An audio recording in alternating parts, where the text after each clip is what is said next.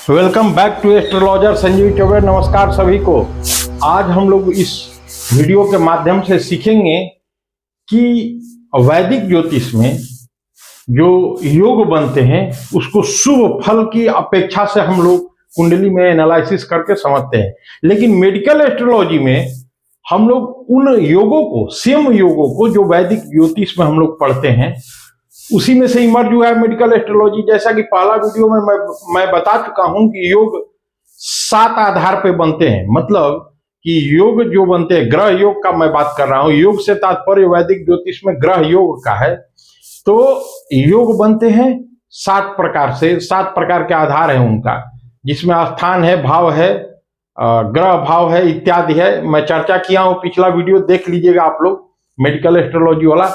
तो हम लोग कंसीडरेशन में लेंगे उन योगों से जो नकारात्मक प्रभाव जातक पर पड़ रहा है, जिनसे रोगों का होने का खतरा, मतलब जातक पीड़ित होने की संभावना में चला जाता है, और उन तमाम परिस्थितियों का अध्ययन करेंगे इन योगों के माध्यम से। तो अभी हमारा जो क्लासेज जो चल रहे हैं, खास तौर से जो पहला मैं वीडियो बनाया हूं उसमें स्थान से बनने वाला योग के माध्यम से अनिष्टकारी एवं पीड़ा और रोग का बारे में पता करने के लिए मैं जिक्र किया हूं। और ये सेकंड जो थर्ड वीडियो है, मतलब वो पिछला सेकंड वीडियो था, ये थर्ड वीडियो जो जा रहा है आप लोगों के पास। तो इसमें हम लोग जो तमाम, जैसे 2 नंबर पे आता है 7 योग 7 आधार है जिनके आधार पे योग बनते हैं कुंडली में वैदिक ज्योतिष में। ये दूसरा आधार जो है, जिसके आधार पे क्या है, भाव से बनने वाला योग, भाव से बनने वाला योग। तो भाव से बनने वाला योग से तात्पर्य क्या है हम लोग का, उसको भी देख लेते हैं। देखिए यहां पे खास तौर से ये कुंडली मैं बनाया हूं ताकि टाइम का सरप्लस हो, ज्यादा लंबा ना हो। तो देखिए भाव से बनने वाला योग है। तो भाव से बनने वाला योग में ये मैं काल पुरुष का ही कुंडली बनाया हूं। कहिए तो मेष लग्न की कुंडली है या काल पुरुष का एक ही है। तो इसमें देखिए ये हमारा जो कुंडली में जानते ही हैं कि भाव 12 होते हैं, और उसी में कैटेगराइज करके केंद्र भाव होता है, लग्न भाव होता है, त्रिकोण भाव होता है, त्रिक भाव होता है, अपोक्लिम होता है, पणफर होता है, उपचय होता है, इत्यादि भाव होते हैं। तो उनपे उन कैटेगरी पे जो भाव को बांटा गया है, तो उसके आधार पे योग का क्रिएशन होता है। योग बोले तो ग्रह योग। तो ग्रह योग बनता है। तो ये जो भाव से बनने वाला योग है, अब भाव से बनने वाले योग में हम लोग देखिए समझते हैं कि देखिए केंद्र भाव से जो बनता है योग 1 4 7 10, अपोक्लिम से बनता है 3 6 9 12। आप सभी जानते हैं, ये नोट्स उसके लिए नहीं बनाया हूं, आप लोगों को बेहतर जानकारी प्रोवाइड करने के लिए। मुझे बहुत टाइम लगता है क्योंकि घिसा पीटा नॉलेज मैं नहीं देना चाहता। I want to provide you the unique knowledge based on which you can be able and capable to determine the particular horoscope results for a particular person in respect of whether that is related to disease, whether that is related to the career, whether that is related to the life cycle। ये overall के लिए मैं बताता हूं, इसलिए थोड़ा सा homework करना पड़ता है। तो देखिए इसमें 12 भाव होते हैं, सभी लोग जानते हैं। एक बार मैं रिपीट कर देता हूं, तनु भाव, धन भाव, सहज भाव, सुख भाव, पुत्र भाव, रोग भाव, जाया भाव, मृत्यु, धर्म, कर्म, आय एवं व्यय भाव, जो कि 12वां व्यय भाव होता है। अब इन्हीं भावों में से कुछ को केंद्र त्रिकोण में, कुछ को केंद्र त्रिकोण, जैसा कि मैंने पहले बताया, पणफर, अपोक्लिम, त्रिक, त्रिषडाय, मारक एवं अनुपचय कहते हैं। अब उनके पीछे मैं ज्यादा नहीं जाना चाह रहा हूं क्योंकि वीडियो लंबी होगी, ये सभी लोग जानते होंगे, इजीली अवेलेबल है कहीं पे भी, you can read from anywhere. उपचय किसे कहते हैं, पणफर किसे कहते हैं, त्रिक किसे कहते हैं, ये तो जानते ही आप लोग, ये कॉमन चीज है। और जो लोग पढ़ रहे हैं या जो जानते हैं उनके लिए भी हमारा मेन उद्देश्य है कि मेडिकल एस्ट्रोलॉजी के अंतर्गत उन चीजों को यहां पे मेंशन करें जो कि इजीली अवेलेबल ना हो, और जिसको समझने में जो रोग बीमारियों का पता कर सके या अनिष्टकारी जो परिस्थितियां पैदा होती है मनुष्य के जीवन में, उसका पता लगाया जा सके। और motto is such a pointed matter. ऐसा मैं पहले से ही इसका टारगेट है ये वीडियो बनाने का, आप लोगों के पास इस तरह का नॉलेज पहुंचे। तो आइए हम लोग देखते हैं। अब देखिए ये तो हो गया, इनको कैटेगरी में बांटा गया है जैसा कि मैंने बता दिया, केंद्र इत्यादि, केंद्र भाव, त्रिकोण भाव। अब देखिए यहां पे कुछ हाउसेज इसमें बार बार रिपीट होते हैं, जैसे त्रिक भाव में भी, त्रिक भाव में 6, 8, 12 होते हैं, आप लोगों को भी पता है। और आपके अपक्लिम भाव में भी 6th हाउस रिपीट होता है, उपचय भाव में भी, त्रिषडाय भाव में भी, मतलब 6th हाउस। देखिए 6, 8, 12 का हालांकि टारगेट वो मेरा नहीं है, लेकिन बता दे रहा हूं, संदर्भ आया है तो 6, 8, 12 को क्यों खराब भाव बोला गया है। जितने भावों की कैटेगरी की गई है खराब भाव की, उनमें हमेशा रिपीटेशन 6th का ज्यादा हुआ है, 8 का ज्यादा हुआ है। अब 8th हाउस का रिपीटेशन पणफर में, त्रिक में, त्रिषडाय में हुआ है। 6th हाउस का त्रिक भाव, अपकुलिम भाव, उपचय भाव, त्रिषडाय भाव में ये रिपीटेशन हुआ है। तो खराब भाव में अगर बार बार उन भावों का, 12 भाव में से किसी भाव का रिपीटेशन हो, मतलब कैटेगराइजेशन अगर कर दिया गया है कि ये खराब भाव है, जैसे अपकुलिम है, उपचय, ऐसा नहीं है कि वो खराब ही रिजल्ट देते हैं, ये मत दिमाग में रखिएगा।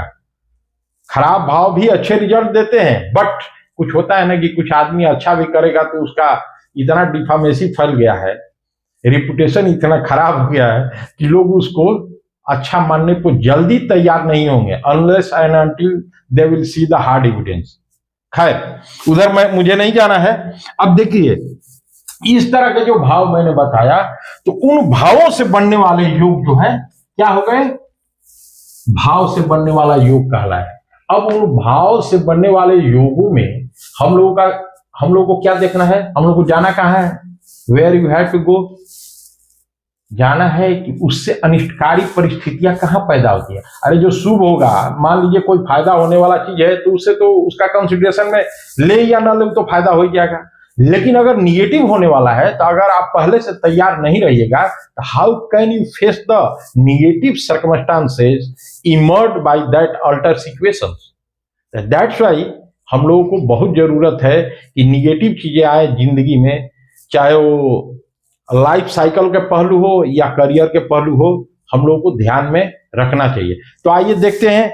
अब देखिए ये जो सिचुएशन बना, मान लीजिए तो उन खराब सिचुएशन बना, भाव से बनने वाला योग में जो अच्छा बना वो तो अच्छा रहा, लेकिन जो अच्छा नहीं बना उसी से रोग होगा। जानते ही हैं, पहले मैं चर्चा कर चुका हूं कि रोग ऐसे नहीं आते हैं, जन्म जन्मांतरों के कर्म से। तो मेरा पिछला वीडियो इस रिगार्ड में देख सकते हैं। अब देखिए अभी इसमें जैसे उदाहरण के तौर पर लिया जाए कि चंद्रमा जो मून है, अगर चंद्रमा से द्वितीय एवं द्वादश में कोई ग्रह ना हो, कोई भी अगर ग्रह नहीं है, यहां चंद्रमा बैठे हैं उनसे द्वितीय भाव में, जैसे यहां देखिए मैं चंद्रमा को बैठाया हूं, प्लेस किया हूं, यहां चंद्रमा है, द्वितीय भाव कौन हुआ, यहां हुआ। यहां कोई ग्रह नहीं है, कोई प्लैनेट नहीं है, देख लीजिए आप लोग, यहां पे कोई प्लैनेट नहीं है, ठीक है। और द्वादश भाव ये हुआ, यहां भी कोई प्लैनेट नहीं है। मैं ग्रहों का टोटल 9 ग्रह का प्लेसमेंट नहीं किया हूं, यहां पे मैं हॉरोस्कोप का एनालिसिस नहीं सिखा रहा हूं। ये मेरा क्लास है कि उन योगों का वर्णन करें जिनसे क्षति या हानि हो सकती है या अनिष्टकारी स्थिति पैदा हो सकती है। मेरा चर्चा का मुद्दा ये है। तो यहां पे देखिए चंद्रमा द्वितीय भाव में उनसे, मतलब 1 और 2, यहां पे कोई ग्रह नहीं है। 12वां भाव ये है, यहां पे कोई ग्रह नहीं है। अब देखिए इसका निगेटिव सर्कमस्टांसेस क्या क्या बनते हैं, इसको आप लोग जान ही गए होंगे, जो ज्योतिष जानते हैं, बेसिक कम द्रुम योग बोलते हैं कि जहां चंद्रमा बैठा है उससे द्वितीय, मतलब उससे दूसरे स्थान पे, मतलब भाव में कोई ग्रह ना हो, और उनके 12वें मतलब द्वादश भाव में भी कोई ग्रह ना हो, तो क्या कहा जाता है, दैट इज कॉल्ड, क्या कहा जाता है, कम द्रुम योग। तो कितना लोग अपभ्रंश में किमद्रुम बोलते हैं, लेकिन किमद्रुम नहीं कहलाता है, कमद्रुम योग कहलाता है। तो कमद्रुम योग तो बन गया। अब इससे हानि क्या होगी? हम लोग को पॉजिटिवनेस, जो अगर यहाँ अच्छा योग बनता वो तो सब जानते हैं या बता भी देता मैं, लेकिन इंटेंशन है कि उससे हानि क्या होगी और रोग क्या होंगे, मनुष्य क्या विकट परिस्थिति कैसे आएगी उससे, उन तमाम चीजों का हम लोग यहाँ पे डिस्कस करेंगे, सीखेंगे। तब देखिए कमद्रुम योग बनने से क्या क्या होता है। कमद्रुम योग बनने से मानसिक तनाव रहेगा जातक के, और उसके पास निर्धनता जबरदस्त रहेगी, बहुत बेचारा लाइफ में संघर्ष करेगा, अकेलापन भी फील करेगा। कमद्रुम योग का मैं नहीं कहता, वैदिक ज्योतिष में आप लोग जब जाइएगा तो आप लोग को डिटेल में पराशरी ज्योतिष में भी मिलेगा या भृगु संहिता में भी मिलेगा, ऐसा नहीं है। तो आपको क्या देखना है कि कमद्रुम योग बना तो उससे क्या क्या, उसको अकेलापन होगा, मानसिक तनाव उसको आ सकता है। तनाव भी एक बीमारी है ना, तनाव भी एक बीमारी हो गई, और उसको उसके साथ साथ संघर्ष जिंदगी में बढ़ जाएगा, बहुत ही संघर्षरत होगा, तो दाल रोटी कैसे भी बेचारा का जुटेगा। अब सवाल यह है कि जहां पे ये ग्रह नहीं है तो ये मत समझिए कि कमद्रुम योग है तो 16 आना एकदम कंगाले हो जाएगा, ऐसा नहीं है। यही योगों में ध्यान देना है कि नवमांश कुंडली को भी इसके साथ कंसिडरेशन में लेना है, त्रिशांश को भी लेना है, द्वादशांश को भी लेना है, और द्वादश को भी लेना है कुंडली का। ये तमाम के निष्कर्ष के बावजूद अगर ऐसा ही इसका बन रहा है, निगेटिवनेस ही आया है, ग्रहों का डिग्री भी देख लेना है, अदर प्लान। अगर मान लीजिए बहुत लोगों की कुंडली में देखिएगा कि कमद्रुम योग तो बना है, लेकिन अच्छा भला है, समाज में रिपुटेशन है, गाड़ी बंगला सब है, ऐसा क्यों? Why it could be happen, ये कैसे हो सका? ऐसा इसलिए हो सका क्योंकि देखने में आपको लग्न कुंडली में कमद्रुम योग तो बन रहा है, लेकिन जब नवांश कुंडली में जाते हैं तो यहां कोई वर्गोत्तम होकर ग्रह बैठ गया, सामान्य तौर से तो छोड़िए, वर्गोत्तम होकर बैठ गया, तो कमद्रुम योग तो आप लोग कहेंगे तो कमद्रुम योग है, और नहीं बताया अगर तो आपने प्रिडिक्शन आपका गलत, 16 आना गलत 100%।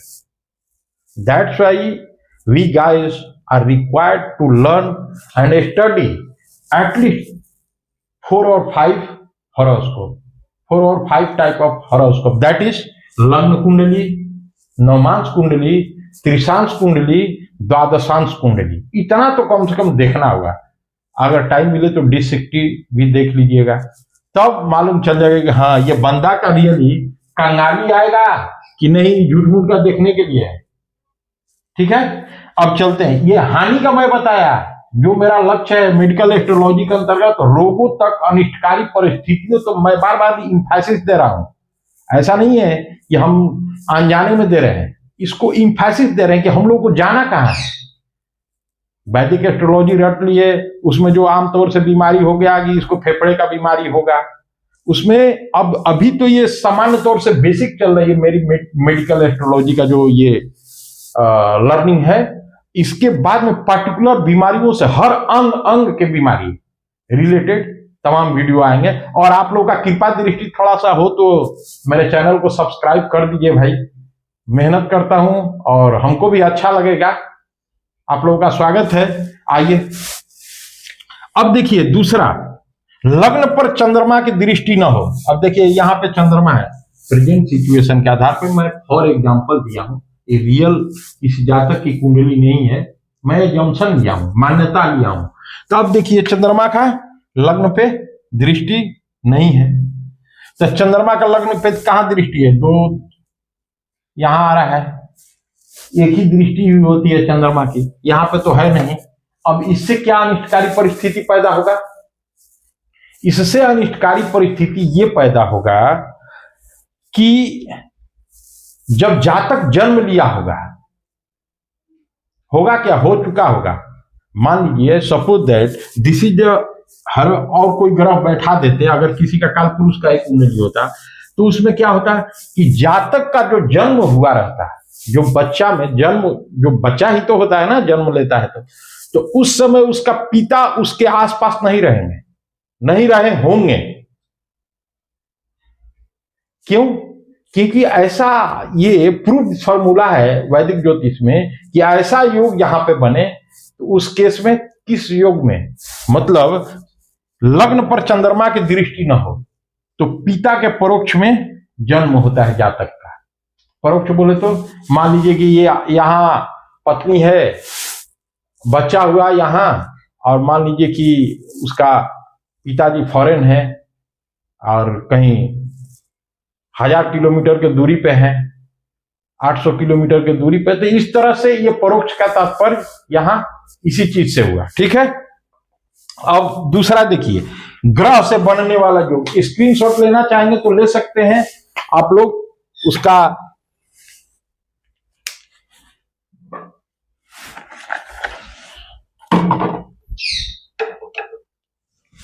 ग्रह से बनने वाला योग कौन कौन है उसको देख लेते हैं। आप देखिए,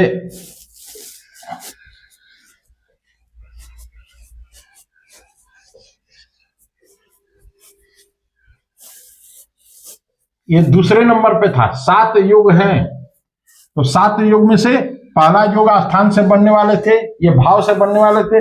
अब तीसरा मैं योग का चर्चा करूंगा, वो योग होगा ग्रहों से बनने वाले योग।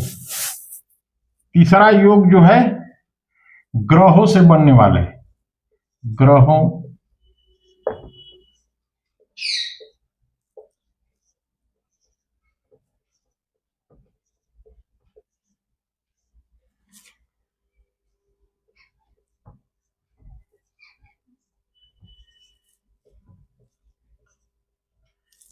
ये तीसरा हो गया।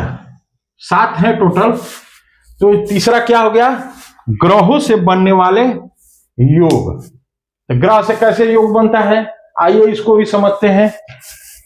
होरा शास्त्र ने शुभ और अशुभ परिणामों को सूचित करने के लिए 9 ग्रह को यथोचित ठहराया है, मतलब जिम्मेवार है 9 ग्रह। वही 9 ग्रह के माध्यम से हमारे शुभ और अशुभ फल मिलते हैं। इन ग्रहों की युति से बनने वाले योगों को ग्रह योग कहा जाता है।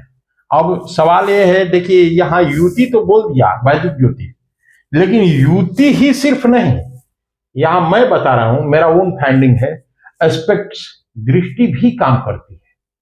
मैं बहुत सारे योगों में देखा हूं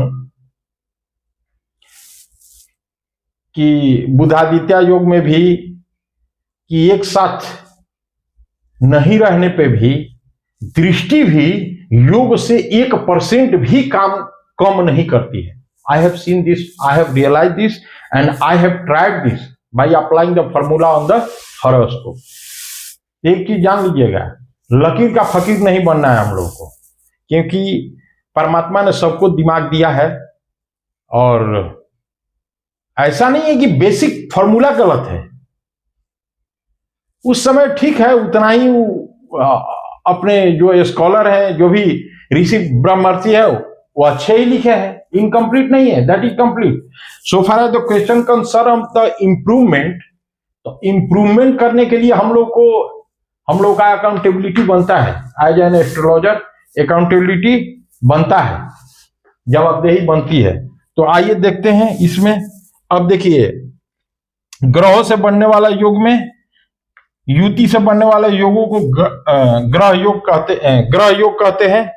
अब युति तो हो गया, मैं अपने से बताया क्या, ये वैदिक ज्योतिष कहता है, ये ठीक है, लेकिन इसके साथ साथ मैं एक अपना इनपुट दे रहा हूं, अपना एक्सपीरियंस, कि सिर्फ युति ही नहीं, उसके साथ साथ अगर दृष्टि हो, खास तौर से सप्तम दृष्टि हो। अब जैसे कुछ ग्रह हैं कि उनके विशेष एस्पेक्ट्स हैं, जैसे मंगल है 4, 7, 8 है, गुरु है 5, 7, 9 है, इस तरह से शनि है 3, 7, 10 है। तो उन सब दृष्टि का मैं नहीं बात करूं, 7th एस्पेक्ट से मैं इस चीज को रियलाइज किया हूं, what I have shared now, जो आप लोगों से मैं शेयर किया, ये हो गया। अब देखिए, इसमें एक एग्जांपल ले लेते हैं। पहले से मैं नोट करके रखा हूं। जैसे जिसके जन्म के समय चंद्रमा पूर्ण बली तथा पूर्ण कला वाला हो वह राजा बनता है। अब राजा आज के जमाने में तो बनेगा नहीं, डेमोक्रेसी है, तो राजा जैसा बनेगा। राजा जैसा कौन, देख लीजिए, ये तो कहने का चीज नहीं है।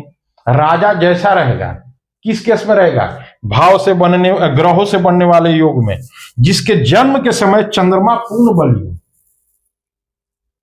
जानते ही है चंद्रमा का, अब उतना तो बताने की जरूरत नहीं, कितना डिग्री से कितना डिग्री पूर्ण बली माना जाता है। और पूर्ण कला वाला हो, जो ग्रहों का जो गिनती में गति में कला आती है वो कला वाला हो चंद्रमा, तो उस केस में क्या होगा, वो जो जातक होगा वो राजा की तरह होगा। जी हाँ, समृद्ध, बिल्कुल समृद्ध, वर्चस्व वाला होगा, उसकी प्रभुता प्रभुत्व दोनों रहेगी। ठीक है। और दूसरा एक एग्जाम्पल है, पहला एग्जाम्पल क्या हो गया, जिसके जन्म समय चंद्रमा पूर्ण बली, तो चंद्रमा पूर्ण बली, पूर्ण बली, पूर्ण कला वाला हो, पूर्ण कला वाला हो। अब हॉरोस्कोप नहीं बनाए, कुंडली नहीं बनाई, शुरू में बनाया था, जोधपुर का टाइम जाएगा, वीडियो लंबी होगी, मैं वीडियो लंबा करना इंटेंशन मेरा नहीं है। तो ये हो गया पूर्ण कला वाला हो, कौन, जातक, जिसका जातक का जन्म हुआ है, जिसका जन्म हुआ है जन्म समय में, जन्म समय में मतलब लग्न कुंडली का मैं बात कर रहा हूं, तो राजा जैसा होगा। कैसा होगा, राजा जैसा, राजा जैसा।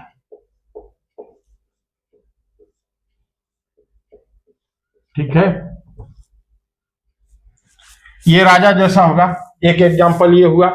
दूसरा एग्जाम्पल देखते हैं, केंद्रेश तथा त्रिकोणेश, केंद्रेश तथा त्रिकोणेश अगर किसी भी तरह से आपसी संबंध से राजयोग बनाते हो, ये तो पॉजिटिव हो गया। ऐसा नहीं है कि पॉजिटिव आ गया तो मेडिकल एस्ट्रोलॉजी का अध्ययन कर रहे हैं तो फेंक देंगे। वैदिक एस्ट्रोलॉजी मैं पहले ही बता चुका हूं कि medical astrology is 100% emerge from the वैदिक एस्ट्रोलॉजी। उसी से ये उद्धृत हुआ है, प्रकट हुआ है, पैदा हुआ है वैदिक एस्ट्रोलॉजी से। हाँ, एक आइसोलेटेड सेग्रीगेटेड वे में कर दिया गया कि इससे रिलेटेड चीजों को, जैसे किसी रूम में बहुत सारा गारमेंट्स रखे हैं, तो कोई गारमेंट्स रखा है, कोई पैंट लिया, कोई शर्ट लिया, तो उसमें कोई कह दिया कि भाई हमको पैंट ही चाहिए, तो पैंट को सेग्रीगेट कर दिए। उसी तरह से वैदिक ज्योतिष is full of the all type of knowledge in respect of the every angle of the life and every segment of the life. तो वही वैदिक ज्योतिष है, वो समंदर है। तो उसी से ये लिया गया। तो अब देखिए, केंद्रेश और त्रिकोणेश आपसी संबंध से राजयोग बनाते हैं। ये तो क्या बनाएंगे, केंद्रेश और त्रिकोणेश। अब यहां पे भी केंद्रेश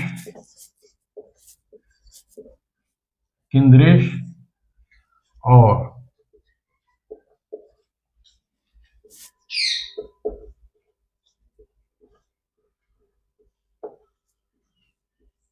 त्रिकोणेश, इन लोगों का क्या हुआ, आपसी संबंध से राजयोग।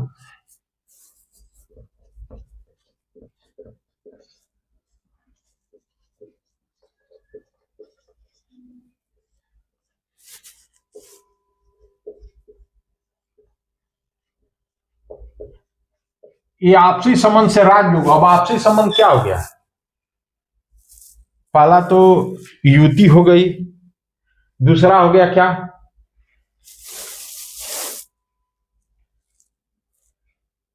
भाव परिवर्तन हो गया। मान लीजिए कि वो उनके राशि परिवर्तन योग हो गया। तो राशि परिवर्तन में अगर पॉजिटिवनेस के साथ हो ये परिवर्तन तब वो गिना जाएगा। अब सवाल ये है कि ये तो शुभ योग बना, लेकिन ये निगेटिव कैसे हो जाएगा? हो जाएगा। कब हो जाएगा? कि जिन परिस्थितियों से पॉजिटिवनेस आती है उन परिस्थितियों में अगर थोड़ा भी अल्टरेशन हुआ, बदलाव हुआ, ये तो अपने हाथ में नहीं है, वो तो जब जातक का जन्म हुआ तो प्री डिटरमाइंड जो परमात्मा ने लिखा है उस समय हुआ। तो अगर योग बन रहा है, देखने में तो योग बन रहा है, लेकिन अब देखना होगा कि विष नवमांश में नहीं है, ये सब तमाम तरह के अनिष्टकारी और भी कुंडलियों में जाना होगा हम लोग, और भी बोले तो दूसरे जातक का नहीं, उसी जातक का नवमांश, त्रिशांश, द्वादशांश, द्वादश इत्यादि कुंडली में देखना पड़ेगा कि अनिष्टकारी सिचुएशन किसी कुंडली में तो नहीं है। तो अगर वो अनिष्टकारी बन जाता है that may create your negativeness, like बीमारी भी दे सकता है, आर्थिक क्षति भी दे सकता है, मानसिक पीड़ा भी दे सकता है। यही चीजें मेडिकल एस्ट्रोलॉजी में हम लोग को अध्ययन करना है। ऐसा एक जगह नहीं है कहीं पे अगर कोई कहता है तो मुझे तो नहीं लगता है। हाँ, ये चीजें हैं कि हर अंग की बीमारियों से संबंधित कुछ प्रोटोकॉल्स हैं, कुछ सिद्धांत हैं जिसके आधार पर हम एनालिसिस कर सकते हैं। ये हो गया। तो इसका स्क्रीनशॉट आप लोग लेना चाहेंगे तो ले सकते हैं। ये दो मैंने एग्जांपल दिया। क्या, किस चीज का एग्जांपल? ग्रहों से बनने वाले योग, ठीक है।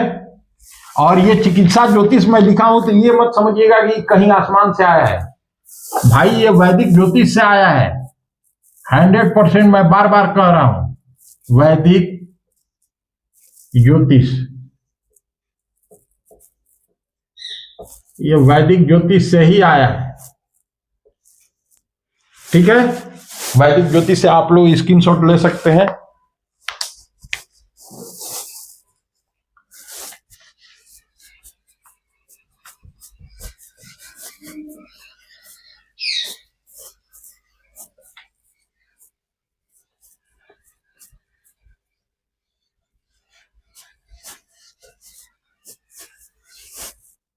अब हम लोग चौथा देखेंगे कि चौथा योग कौन बन रहा है।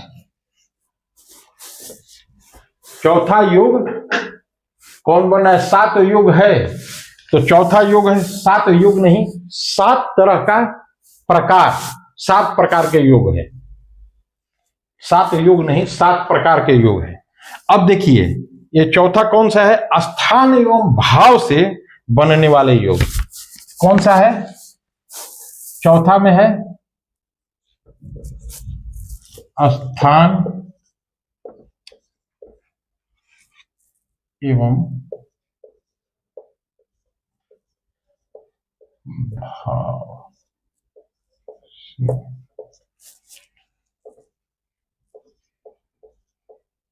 बनने वाले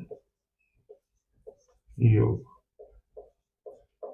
ये देखिए ये चौथा है, स्थान एवं भाव से बनने वाले योग। ये चौथा है। अब स्थान एवं भाव से बनने वाले योग कैसे होते हैं भाई, इसको देखते हैं। जातक ग्रंथों में स्थान एवं भाव से बनने वाले योग पर्याप्त मात्रा में पाए जाते हैं, आप लोग भी देखे होंगे। इन योगों में स्थान एवं भाव दोनों का समान रूप से महत्व रहता है। तो स्थान पहले पढ़ाया हूं पिछला वीडियो में, स्थान क्या है, और भाव अभी मैंने पढ़ाया पिछला जो तीसरा पॉइंट था। तो दोनों को ज्वाइन कर दीजिए, दैट इज कॉल्ड स्थान एवं भाव से बनने वाले योग। फिर भी इस पे मैं एग्जांपल देता हूं। देखिए सप्तम स्थान में पहला उदाहरण है इसके। अब मैं बार बार हॉरोस्कोप नहीं बनाऊंगा क्योंकि आप लोग उतना तो जानते हैं, और जो जानते हैं वो ज्यादा भी जानते होंगे। तो देखिए ये पहला क्या है, सप्तम स्थान में,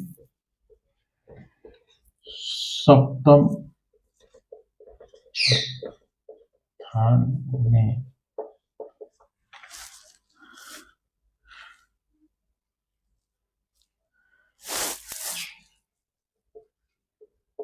द्विस्वभाव राशि हो,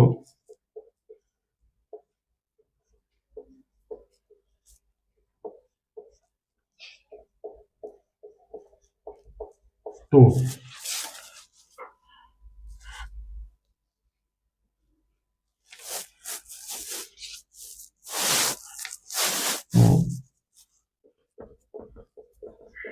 शास्त्रवत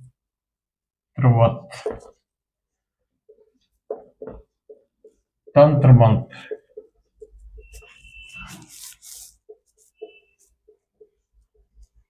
किया गया।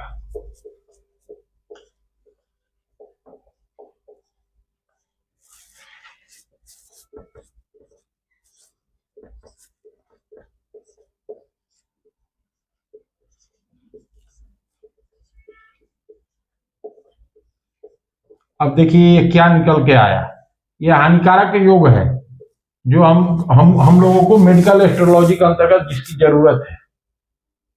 अच्छे तो अच्छे है ये, लेकिन बुरा वाला क्यों कंसीडर करना है भाई। मेडिकल मतलब चिकित्सा, एस्ट्रोलॉजी माने ज्योतिष।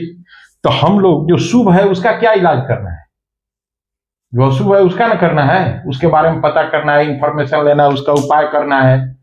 शास्त्रीय उपाय हो, ज्योतिषीय उपाय हो, what ever may have the option.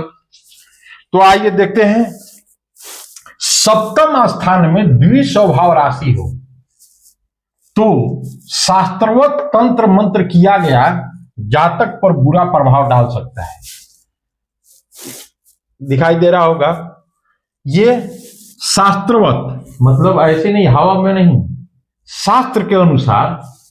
Occult जो जानता होगा, अगर वो कर देता है किस जातक को, सभी जातक को नहीं, सप्तम स्थान में द्विस्वभाव राशि हो जिस जातक का, पॉइंट टू बी नोटेड, ये देखिए, this is very important point based on विच ये लागू होगा। द्विस्वभाव राशि हो, सप्तम स्थान में द्विस्वभाव राशि हो तब उस पे निगेटिव इफेक्ट डाल सकता है। किस पे?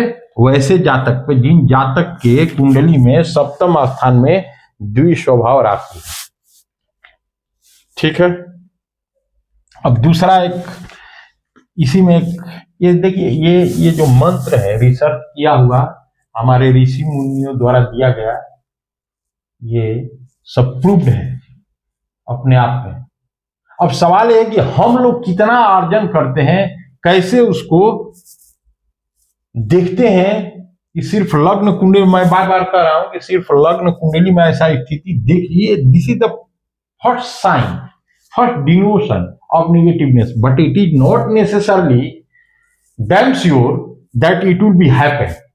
ऐसा नहीं होगा। मान लीजिए कि ये तो दिखा रहा है लग्न कुंडली में, लग्न कुंडली का ही मैं बात कर रहा हूं, लेकिन इसके अलावा भी तो हम देखेंगे ना, रिफरेंशियल एविडेंस खोजेंगे, उसके आधार पे अगर 2-3 कुंडलियों में ऐसा मिलता है तो डेफिनेटली ऐसा होगा भाई, जादू टोना हो जाएगा तो उसका तो हालत खराब हो जाएगा, ऐसे जातक का, इस तरह के जातक का। ठीक है। और देखिए दूसरा क्या है, दूसरा एग्जांपल अगर लेते हैं तो, मेष लग्न में उत्पन्न व्यक्ति बंधु द्वेषी, देखिए मैं समझाऊंगा। मेष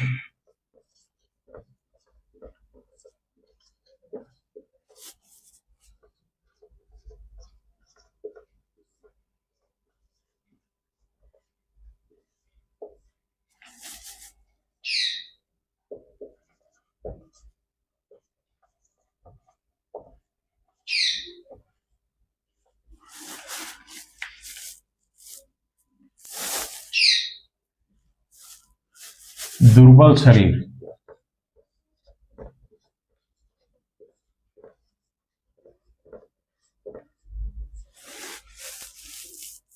क्रोधी,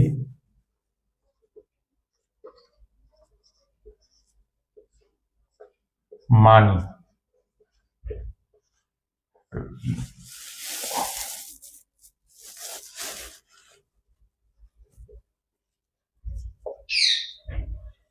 पराक्रमी,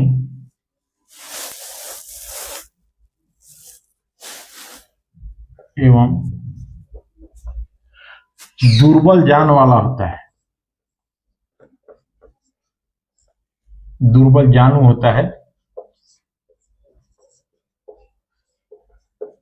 अब इसको एक बार पढ़ देते हैं, हो सकता है कि कहीं पर कंफ्यूजन हो। मेष लग्न में उत्पन्न व्यक्ति, ये उदाहरण है किसका? स्थान एवं भाव से बनने वाले योग का। मेष लग्न में उत्पन्न व्यक्ति बंधु द्वेषी, अपने भाई से ही उसको द्वेष रहेगा। दुर्बल शरीर रहेगा, शरीर दुर्बल रहेगा, क्रोधी रहेगा बहुत, उसको बात बात में क्रोध आएगा। मानी रहेगा, मान उसका रहेगा, भाई लोग। पराक्रमी रहेगा। अब आप लोग कहिएगा कि कमजोर है, दुर्बल शरीर वाला है, तो पराक्रमी कैसे होगा? पराक्रम कोई जरूरी नहीं है कि शरीर से ही आती है, उसके यश से, उसके रिपुटेशन से, उसके सोशल लिंकअप से, सोशल सर्कल से। बहुत सारा आदमी को देखिएगा कि लीन थीन है, अगर धक्का दे दीजिएगा तो 4 बार गिरेगा, मतलब इस तरह का है। लेकिन खड़ा हो जाएगा तो अच्छे अच्छे लोग दहशत में आ जाते हैं कहीं पर खड़ा। क्यों? क्योंकि उसका बैक में इतना सपोर्ट है, इतने लोग उसके पीछे हैं, इतना उसका व्यक्तित्व जो है वजनदार है, तो दैट्स वाई वो कहा जाएगा कि पराक्रमी है। एवं दुर्बल जानू होता है। मैं तो पहले भी दुर्बल शरीर या दुर्बल जान वाला होता है, जान नहीं है उसके शरीर में। तो इस तरह से ये है। और ये देखिए, ये चौथा हो गया। ये पांचवा जो है भाव एवं ग्रहों से बनने वाले योग का मैं चर्चा नेक्स्ट वीडियो में करूंगा। और मेरा चैनल को सब्सक्राइब एवं लाइक जरूर करें आप लोगों से आग्रह है, ताकि मैं आप लोगों का साथ देता रहूं। धन्यवाद, नमस्कार।